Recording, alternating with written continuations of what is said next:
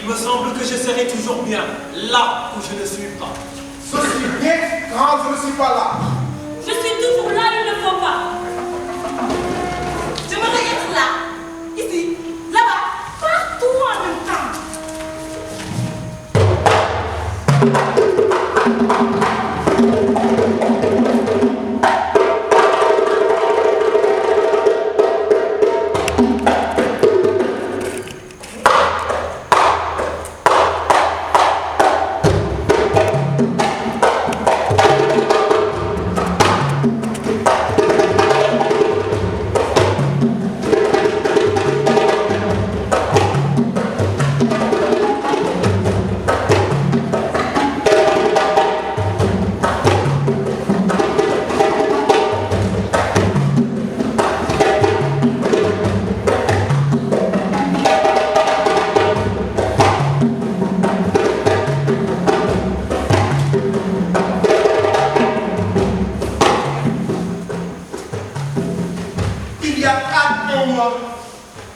Il y a urgence.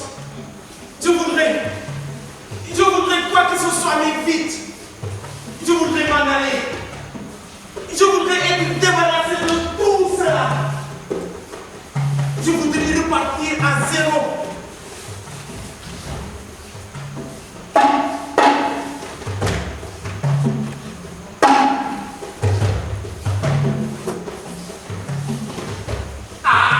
Je voudrais en sortir. Pas sortir par une sortie. Je voudrais en sortir multiple, en éventail. En sortir qui ne cesse pas. En sortir idéale, qui soit telle que sortie, je recommence aussitôt à sortir. Je voudrais me lever. Non, je voudrais me coucher. Non, je voudrais me lever tout de suite. Non, je veux me coucher. Non, je reste. Je me couche. waaw mbégte ak kontante am à Thiès projet bu mel nii nga xam ni waa ARCO bu Thiès ñoo ko xalaat ak waa théâtre Spirale de Genève ñëw indi ko fii ci centre culturel bi bu ñu rafetlu ci du ci kontaan parce que on s'y considère comme étant des partenaires ci projet bi nga xam ni comme ni nga wax depuis 8 ans mu ngi am te ñaari promotion génn d'abord tey jii bi mooy 3e promotion bi ñu nekk seen première année donc da nekk formation boo xam ni gis ngeen tey li ñu dajale yëpp ay musiciens ay comédiens ay danseurs pour wax leen le pont rek c'est un projet pédagogique bi nga xam ni mu ngi def formation en théâtre et aux arts de la scène en général tey mu am également affaire bu particulier parce que gis ngeen aussi ay techniciens yoo xam dañ leen former en lumière pour ñuy am xam-xam ak xarañte ci wàllu boobu parce que nit ñi également parfois dañuy fàtte ni spectacle su neexee am na ñu nekk ci ginnaaw am na ay techniciens son am na ay techniciens lumière aussi. waaw am na benn projet bu ñuy woowee théâtre du mois centre culturel lëkkaloo ci ak ARCO bu Thiès la troupe du mois chaque mois benn spectacle xam naa ni temps yi yëpp dañu amoon ci li ñu nekkoon moo tax mu ralentiroon mais incha allahu rabbi dinañ ko reprendre soit en février ou bien en mars. ànd seeg ARCO ak l'ensemble des comédiens de la région pour chaque mois ñu am benn spectacle fii ci biir salle bi. waaw partenaires yi xam nga partenaire u centre culturel moom bëri na partenaires yi ça dépend souvent ci activité bi su fekkee ci wàllu théâtre la tey jii nii ARCO mu ngi def liggéey bu am solo am ay partenaires aussi ñoom seen partenaire muy théâtre Spirale de Genève ñu ñëw lëkkaloog centre culturel bi teg projet bi donc tey jii nii suñu amee lii yëpp ñoom ñoo tax. parce que ñoom ñoo toog xalaat seen projet ñëw indi ko fii ci centre culturel bi yaatal leen abriter leen ñu mën a organiser lii ñuy organiser tey. c'est plutôt la restitution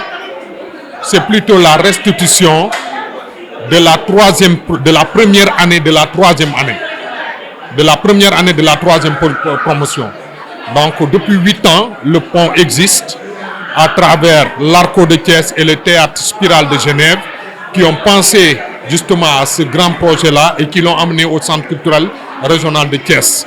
Et aujourd'hui, vous avez vu la restitution de la première année de la troisième promotion. Donc, c'est la troisième promotion qui faisait la restitution de sa première année. Donc, c'est un projet pédagogique qui fait énormément de partage d'expérience, parce que pendant 5 semaines, ils ont été là, ils ont amené les gosses à sortir le meilleur d'eux-mêmes. Et aujourd'hui, c'est une fierté d'avoir ce projet-là au niveau de la région de Thiès, qui est parti de la région de Thiès et qui est en train même d'aider les autres régions, parce qu'on a vu aujourd'hui des participants qui sont venus des autres régions. Et ça, c'est une fierté pour la région de Thiès et l'ensemble des partenaires qui sont en train de s'activer pour la bonne réalisation de ce projet. Bon, il y a beaucoup d'activités. En théâtre, on a la Troupe du Mois, qui est un projet piloté en collaboration avec l'Arco de Thiès. Donc chaque mois un spectacle, on le faisait chaque mois, mais depuis un certain temps c'était ralenti. Mais on envisage quand même de reprendre le projet, de reprendre l'activité avec la collaboration de l'ensemble des comédiens et troupes au niveau de la région de Thiès. Bon, les partenaires, ça dépend toujours des activités. Aujourd'hui, le projet du pont est pensé par l'Arco de Thiès et le Théâtre Spirale de Genève, qui ont amené ici le projet. Et comme c'est un projet très pertinent, le centre culturel a ouvert ses portes et on s'est impliqué dans le projet. Peut-être il y a des efforts à consentir au niveau du gouvernement du Sénégal, comme l'a dit M. Mor, parce qu'il y a beaucoup d'argent qui vient de la coopération suisse et l'État du Sénégal doit mettre justement la main pour également compenser les engagements, parce qu'il y a énormément de charges. Vous prenez 40 personnes pendant 5 semaines, la nourriture et tout ce qui va avec. Donc ça, c'est des moyens et il faut que justement qu'on se joigne à cet effort financier pour pouvoir perpétuer justement ce grand projet qui est le pont. nekk comédienne art formatrice di co-responsable aussi formation bi di projet Le Pont mu nekk projet boo xam ne c'est un projet de formation pour les formateurs donc du coup ñuy war a former xale yi nga xam ne ñoom ëllëg ñoom ñooy dem former ji ñeneen formation dafa nekk loo xam ne dafa am njëriñ loo mën ci gis boo ko jàngulee doo ko mën a tari donc moo tax formation bi muy projet Le Pont taxaw ngir jàppale artistes sénégalais yi nga xam ne ñoom ñoo nekk fii te malheureusement amuñu chance pour bénéficier benn formation parce que gis nañ ne école des arts ñu ngi former ay comédiens mais malheureusement am na benn sélection boo xam ne mooy que ne boo amul bac doo fa mën a dugg te yàlla dafa def ne am na ay artistes yu bëri malheureusement amuñu les moyens pour yeggali seen jàng mais que ne am na loo xam ne moo nekk ci ñoom doo bu leen yàlla def mais doo boobu nag pour ñu mën koo génnee utiliser ko ni nga xam ne noonu la waree dañoo soxla formation donc looloo tax tey jii ngeen assister ci restitution bi nga xam ne mooy 3e promo projet Le Pont ñoom ñoo def tey seen restitution bi nag nekk loo xam ne mooy liggéey bi ñu liggéey pendant 5 semaines ak une quarantaine de comédiens jeunes comédiens parce que c'est une première année là donc ñu ngi door a commencer 3e promo bi seen première année donc on est encore avec eux pendant 3 ans formation bi 3 ans lay durer et puis pour cette première année dañoo bëggoon a jënd benn papier bu weex tal boo xam ne amul benn bind amul benn tâche door ko nag bindal ñun suñu bopp donc première année bi formation mu ngi basé wu sur le corps si wàllu yaram balaa kàllaama bi di dugg balaa kàddu gi di dugg il faut que yaram bi taxaw ba pare donc looloo tax tamit ñu am suñu ay partenaires yoo xam ne muy Rosalba ak Koun ñu nekk ay belges yoo xam ne ay danseurs la ñu invité leen pour ñu ñëw ànd ak ñun ci formation boobu raison pour laquelle ne boo xoolee tey restitution bi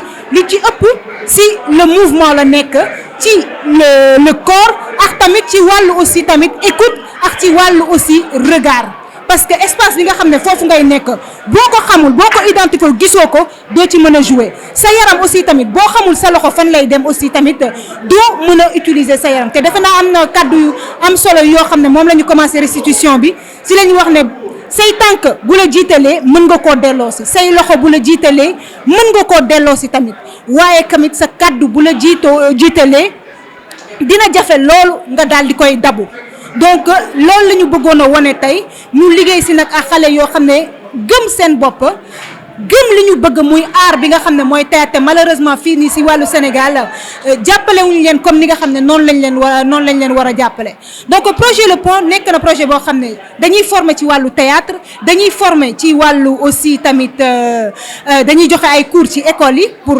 xale yi bénéficier ko dañuy former ay moniteurs de collectivité éducative et aussi dañu am ay profs de français yoo xam ne ñoom ñooy aider acteurs yi nga xam ne malheureusement amuñu chance pour jàng école donc ñu jàppale leen pour ñu mën a ñoom tamit ëllëg jouer en français parce que wolof bi dañoo gis ne wolof yi Sénégal kese la yem donc ça va les ouvrir ay portes yoo xam ne bu ëllëgee dinañu mën a dem si sous-région yi muy Mali Burkina wala extérieur aussi que ce soit en Europe que ce soit aux États-Unis feneen ak feneen ni nga xam ne noonu la suñu mbokku burkinabé yi wala maliens yi wala ivoiriens yi seen pièces yi ñëw fii Sénégal ñu di ko seetaan di ci bëgg noonu la ñu bëggee aussi tamit culture théâtre sénégalais bi moom tamit daal di voyager noonu parce que théâtre amul frontière donc frontière mur yooyu la ñu bëgg a casser ba nga xam ne fépp fu ñu bëgg a dem ci biir àdduna bi dinañ fa mën a dem te yàlla dafa def fii ci Sénégal dañu am chance yàlla am nañu culture boo xam ne loo xam ne am na dëkk yu bari amuñu ko donc du coup nag culture yooyu il faut que ñu former ay nit yoo xam ne ñoom ñoo koy yóbbu fu sori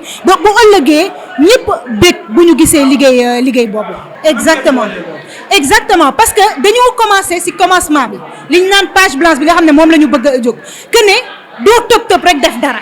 balaa ngay def dara il faut nga xalaataat ko donc mooy am na scène boo xam ne ñu ngi ko tuddee le voyage initiatique mooy que nit ki day tëdd jékki-jékki rek daal di tëb bu tëbee xool fi nga xam ne foofu la nekk mu gis ko pour la première fois mu xool ay cëram gis ay cëram découvrir ko pour la première fois premier jéego bi nga xam ne moom lay yëkkati teg muy premier tànk bi mu nekk loo xam ne lu am importance doo tëb rek dox doo tëb rek wax il faut que nga xam kàddu gi fan lay jógee nga gis dara aussi tamit il faut que mu raisonner que c'est important parce que amatuñu première fois parce que bu njëkk bi amoon nañu ay rythme en fait de transition comme wàllum jong mu xam ne carrément ne lii étape la loo mu ci gis ci àdduna ay étape la donc étape yooyu nag la ñu indi tey ñuy wax mbirum premier pas di wax ne premier langage yu nit ki en fait fan la jógee mooy que nit ki dafa naroon a daanu foofu la premier jéego bi dem jógee donc c'est extrêmement important ñu delluwaat ci origine yi parce que boo xamul fa nga jëm il faut nga dellu fi nga xam ne foofu nga jógee donc histoire boobu la ñu bëggoon a raconter en fait ak si suñu yaram raconter fàttali ko aussi nit ñi parce que du loo fàttali laay wax parce que loo xam ne xam nañ ko mais dañu ko fàtte parce que xëy na mag ñi nga xam ne ñoom ñoo war a nekk suñu ginnaaw jàngal ñu xëy na jàngal nañu ko mais entre temps ak aussi tamit technologie ni mu développé woo suñu génération bi dafa am yu bëri yoo xam ne dañ ko fàtte te loolu nag moo tax ñu mën a bëggoon a dellusiwaat en fait bind page bu bees tàkk delluwaat ci début ba parce que da nga naan théâtre rek mais théâtre tam doo tëb rek yéeg sur scène di wax lu la neex parce que ñun dañu am responsabilité en tant que acteur culturel que ne waruñoo mën a yéeg sur scène wax du n'importe quoi def du n'importe quoi parce que ku nekk moo lay gis te ku nekk aussi te wax tamit day voyager te xam nga bu njëkk ba da nga daan seetaan télé peut-être gis dara une première fois mais léegi ak internet bi les choses restent moo tax ñu war a réfléchir bu baax si li nga xam ne moom la ñuy wax ñu war a réfléchir bu baax aussi tamit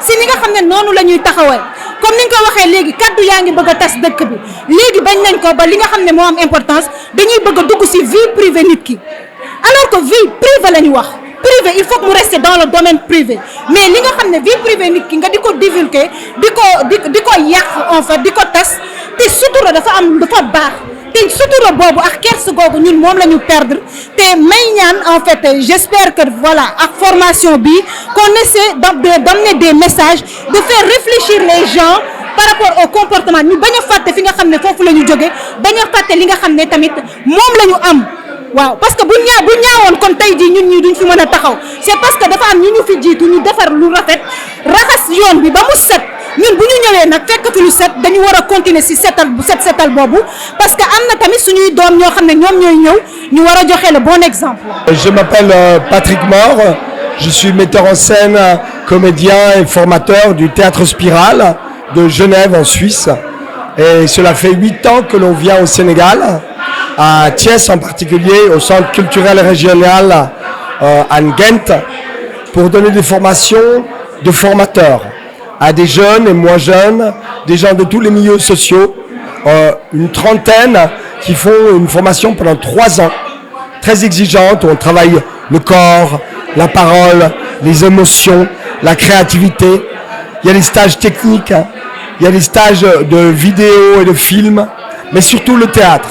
Le théâtre, le mouvement, la danse, le conte, et tout ça pour revivifier la culture sénégalaise qui est une culture très puissante, qui a une culture théâtrale forte, qui est le premier théâtre francophone d'Afrique noire à eu un théâtre national, avec un président poète, Léopold Sédar Senghor, et nous on veut célébrer la poésie et la force et la créativité de ce peuple.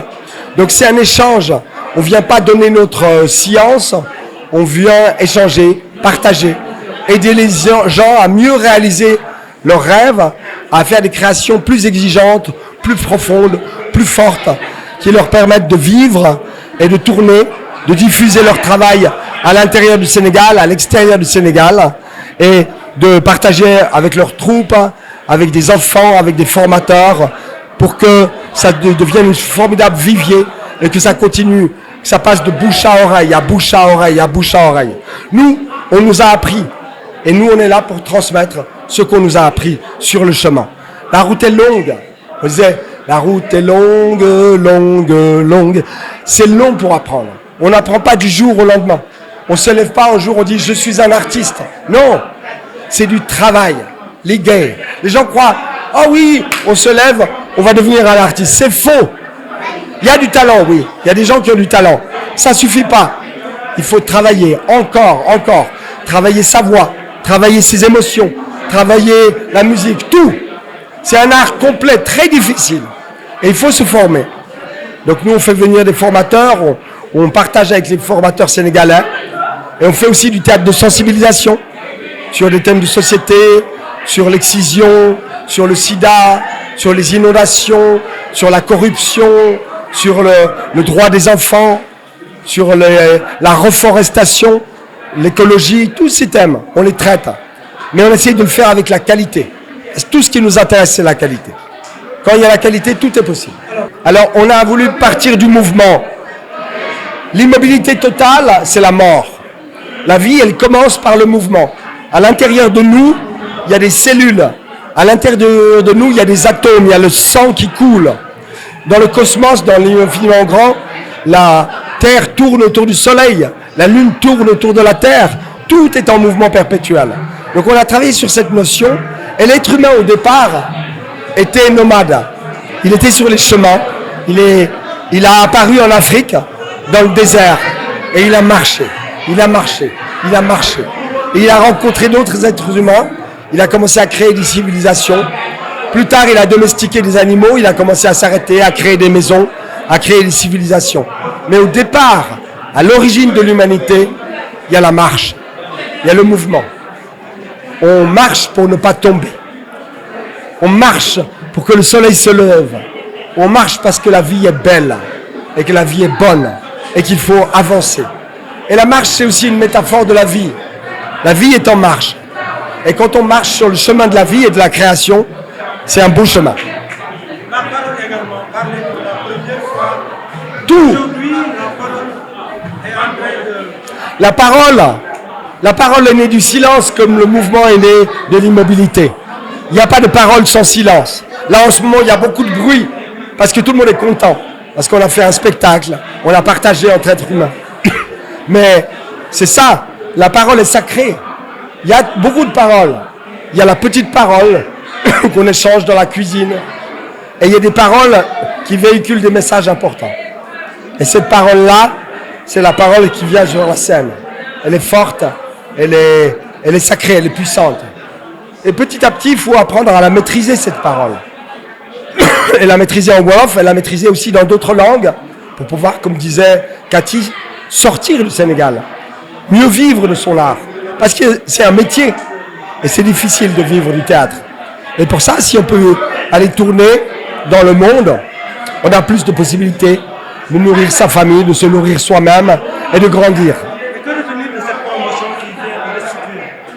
On est très fiers d'eux. Après 5 semaines, ils ont fait un travail extraordinaire. La plupart n'étaient pas des danseurs, Et ils bougeaient bien, mais ils ont fait un travail très rigoureux, très professionnel sur le corps. Le travail sur la parole, il est encore petit, il doit grandir. On a encore 2 ans pour continuer ce chemin ensemble. On est au début de quelque chose. waaw salaamaaleykum gannaaw bu ma leen nuyoo ba pare maa ngi sant yàlla bu baax a baax di sant samay ñaari waajur beneen bi ci topp mooy di sant Kati ak Patrick ak ñëpp ñu àndal ci liggéey bi parce que ñoom wax nañ ñu ñi leen dooleel ak ni mu demee lépp ñi ci jàpp ba tax yëf yi doon dara waaw ñu ngi sant bu baax di leen sant képp ku ne ci ginnaaw it xam naa ne bu taxee fii dina sant waaw formation bi nag leen ci jàngat bari na lool man c'est pas la première fois ma liggéey ak yu mel nii mais comme théâtre formation gis leneen loo xam ne mosuma ko gis donte xeetu musique yu bari maa ngi koy def mais billaahi li ma ci jàng bari na te bir na ma ni xam-xam bi dugg ci man li ma mën a apporter bari na ndax li gën a ndaw mooy dañ lay jox sa xam-xam seen xam-xam ba pare di la wax naka ngay dundee ak moom nit bari na xam-xam te xamul nu mu koy utiliser te kooku fekk xamul nooy utiliser sa xam-xam bi nekk ci yow mënoo ko verser ci doomu aadama te Kati ak Patrick ñu ngi dund ak ñun loo xam ne ci biir formation bi dinañu jox seen xam-xam dinañu jox nite dinañu jox ak dal dinañu jox loo xam ni yàgg nañoo liggéey ak ay doomu aadama mais xeetu technique bi ñu gis fii ak xeetu liggéey bi ñu gis fii wax dëgg fa yàlla c'est la première fois man ma di ko gis leer na ma nañ ndax bir na ma ni lépp lu fi jàll lu ñàkk fayda jàllu fi lu nu mënta apporter ëllëg jàllu fi ndax doomu aadama loo def te mosoo koo def yëg ko boo ko exploité mën na la jariñ leneen ak leneen ak leneen ak leneen